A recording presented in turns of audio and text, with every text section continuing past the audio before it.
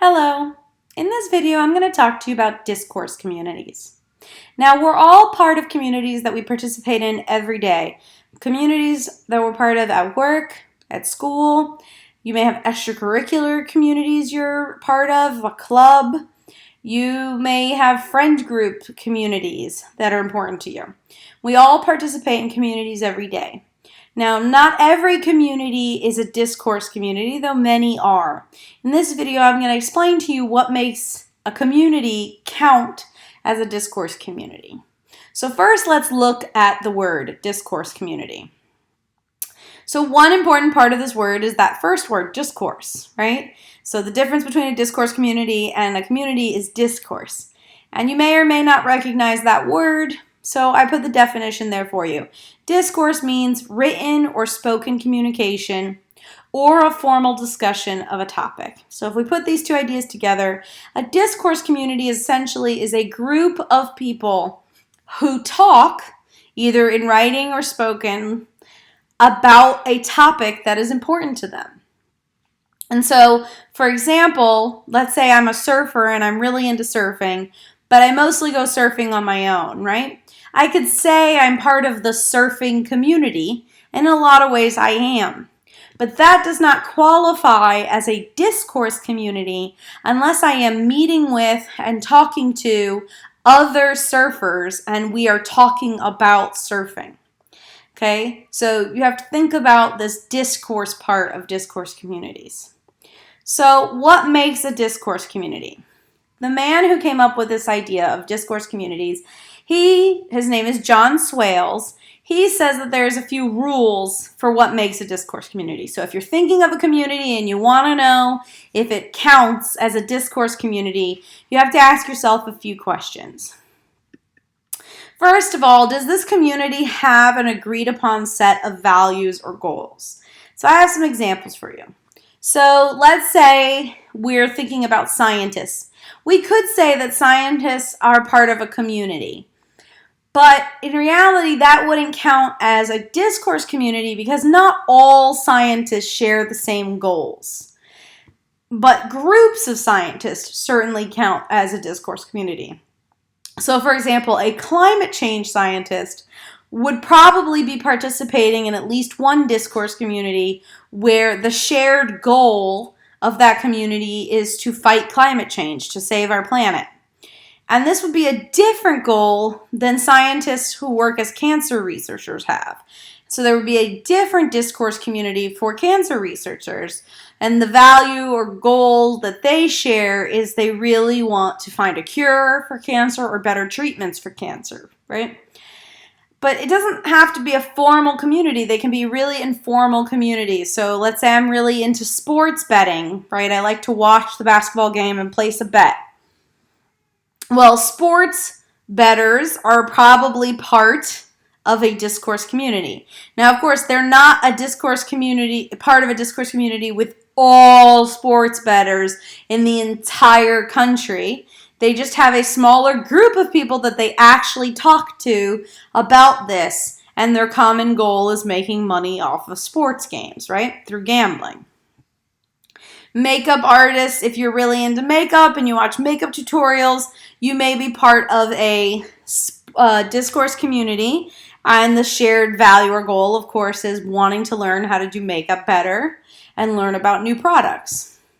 And a discourse community can have more than one goal or value. It's just that everybody in the community agrees that this is the value or this is the thing that is most important to the people in the community.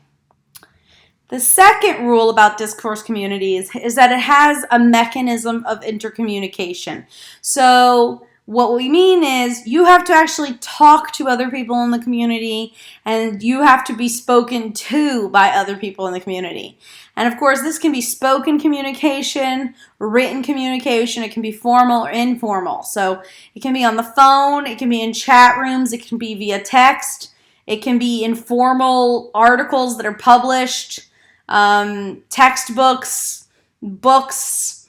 So it can be very, very formal, like published things, or it can be really, really informal, like text messages. It can be spoken over the phone or in person at a meeting, or it can be written down. But you need to be speaking in some way to other members of the community and other people need to be speaking too. Okay? Rule number 3 is that you have mechanisms for participation. So number 2 and number 3 overlap a little bit. Number 2 is sort of that you speak. And number 3 is kind of where and how do you speak? How do you participate in this group? Where do you participate in this group? So this could be you guys have meetings where you communicate and you're able to participate. And maybe those meetings happen in a boardroom or a classroom. Or it could be outside. Let's say you're part of a group that is into hiking and you guys meet up to go hiking together. It could also be informal things like you have a very particular website or a very particular app that is important to your discourse community, or you guys all chat or you all talk on the phone or whatever. But there has to be a way for you to participate or a place for you to participate in this community. Rule number 4 is that this community has particular genres for intercommunication. And what we mean by that, the 2 important words there, a genre is just a text. So you have texts. And by particular, they mean it's unique in some way to your discourse community. So for example, if I was into sports betting, score sheets might be really important to me, or an app where I'm using this app on my phone to place the bet might be really important to people who are part of that discourse community. And now the texts for this rule, for rule number 4, can be texts that you guys are all reading, or it can be texts that you guys are all writing. Either way, it's just a very particular way of writing or reading in your community. So, for example, if you're part of a sorority or fraternity, you guys might have a rule book that basically dictates everything you guys do. Makeup tutorials. Makeup tutorials are not only YouTube videos, but they're a very particular kind of YouTube video that is used for those who are in discourse communities about makeup. Right? Maybe the text your community uses is articles. Maybe yours is a work discourse community and you guys use spreadsheets and you're expected to know how to write in a spreadsheet. Whatever it is, what are some of the texts that your discourse community uses? Okay? And another example, like a hymn book in a Christian church, right?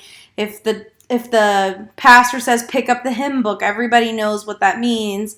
Whereas in other religions, they don't have hymn books, right? So you have texts that are important for your people in your community to either know about in order to operate in the discourse community, or even texts that they have to know how to write. It could be one of the meanings. And again, it means something to people in your community. Rule number 5 is that you have a particular vocab for communicating in this discourse community. So vocab words come up whenever we're part of any community, and in this case, when we say particular, we mean unique to your discourse community.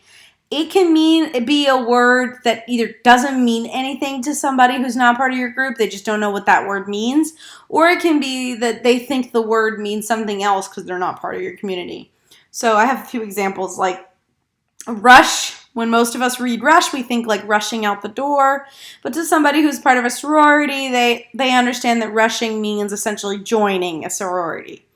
You know, when we hear the word donor, if we're talking about finances and we're part of a discourse community that has to do with finance, we think of money being donated.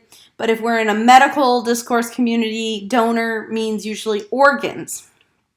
WAC is an acronym, and these vocab words can be acronyms for writing across the curriculum. People who are in my field of writing and composition, they understand that what writing across the curriculum means. But if your field is not, or your discourse community doesn't have anything to do with writing and rhetoric, then you wouldn't know what WAC is, right? So your discourse community has language that you guys all understand and is important, but people who are not part of your discourse community are not as familiar with those words and phrases. Okay? Rule number 6 is that there's a certain threshold of members with a suitable degree of knowledge. So what we mean by that is there has to be a minimum number of members with a minimum amount of knowledge. If it's just you and one other person, it might not count as a discourse community. And if most people don't know anything about the topic, it might not count as a discourse community. That your discourse community has a sort of a good number of members, and there is a minimum amount of knowledge you have to know about the topic to join the discourse community. So for example, if I'm part of a discourse community that has to do with a very particular video game, I have to have played the video game enough to be able to join maybe a message board about the video game. Because if I haven't, then I might not be part of the discourse community. Or if no one who is talking about it has ever played it, then it might not count. Right? So there's a minimum number of members, minimum amount of knowledge. Of course, there are going to be people in your discourse community who know less than others. So there is a certain ratio of novices to experts or newbies to experts, right? Each discourse community has a different ratio that is acceptable. But there is always people who know less and people who know more about the topic. And usually the people who know more teach people who know less. And a lot of times people who know less join these communities to learn more. Now, I want to stop here to just say, again, discourse communities can be really informal. So when we're talking about the text you guys use or the language you guys use and what counts as a discourse community can be really, really formal, like something like climate change scientists, but it can be something really informal, like a group of friends who are really interested in something, and you guys have a particular way of communicating, maybe through text message. You've developed slang words that only people in your group know. There are ways in which very informal groups of people do count as discourse communities, but often discourse communities are organized around either a common hobby or interest or a common intellectual interest. Okay? And then the last point on the screen I want to go over just real quick is also when we're talking about a threshold level of members, John Swales really means a minimum. But I want to point out that there can't be too many members because a lot of times students confuse discourse communities with what we call an imagined community.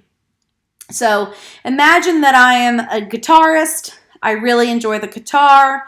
I could say that I am part of a community of guitarists. And in a sense, I am. I'm a part of a discourse community, not a discourse community, I'm sorry, we're part of a community with other guitarists, but that is an imagined community. I don't know those people. I obviously don't talk to every guitarist in the country. And I am imagining myself as being part of that community. It's the same way people talk about being American, for example.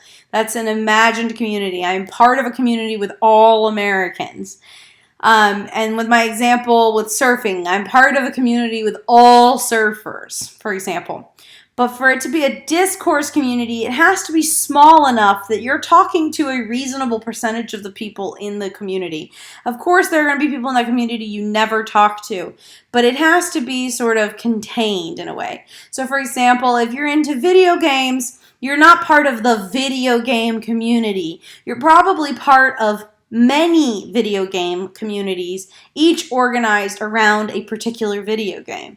And then even within that, there may be many, many, many discourse communities that have to do with Call of Duty, for example. And you have to think about what is the actual community you participate in. Same with makeup tutorials or whatever else you're interested in. You have to really think about who are the people I am actually communicating with. And a good way to think about this is go back to those earlier rules. Where are you communicating? Who are you communicating with? How are you communicating with those people? And that will help you understand sort of the borders of what makes up your discourse community. Now, the last thing we want to talk about is why am I even talking about discourse communities? Why do I even have to learn about this? One of the reasons we want you to learn about discourse communities is because it is an important part of being a good writer. Because part of being a good writer is understanding which community you are working in at that moment and what the rules of that community are. So for example, if you're writing for an English class, that is a different discourse community than a science class. And there are different rules about what texts are acceptable and what those texts look like. what vocab words you should be using, so on and so forth. So we want to always understand what discourse community are we operating in, and I have a list of questions that affect that, right? So is this community formal or informal? What's the correct language in this community? What's the correct genre of text to use in this community? What can I expect of my audience? And you will have different answers for example, my science class. Probably I should write formally. What are the correct words I should use? What's the kind of paper we usually write in a science class? Who's my audience when I'm writing in this science class? Would be very, very different than I'm participating in a sorority. Okay, and that's my discourse community. Well, probably I would write informally. The language I would use would be completely different. The text I would be expected to use would be completely different, and my audience would be completely different. So one of the things we're going to talk about is you need to understand always your audience and the context for writing in order to decide how to write in this particular situation. All right, so I encourage you to keep thinking through discourse communities you're part of and how you can answer those 6 questions based on that discourse community.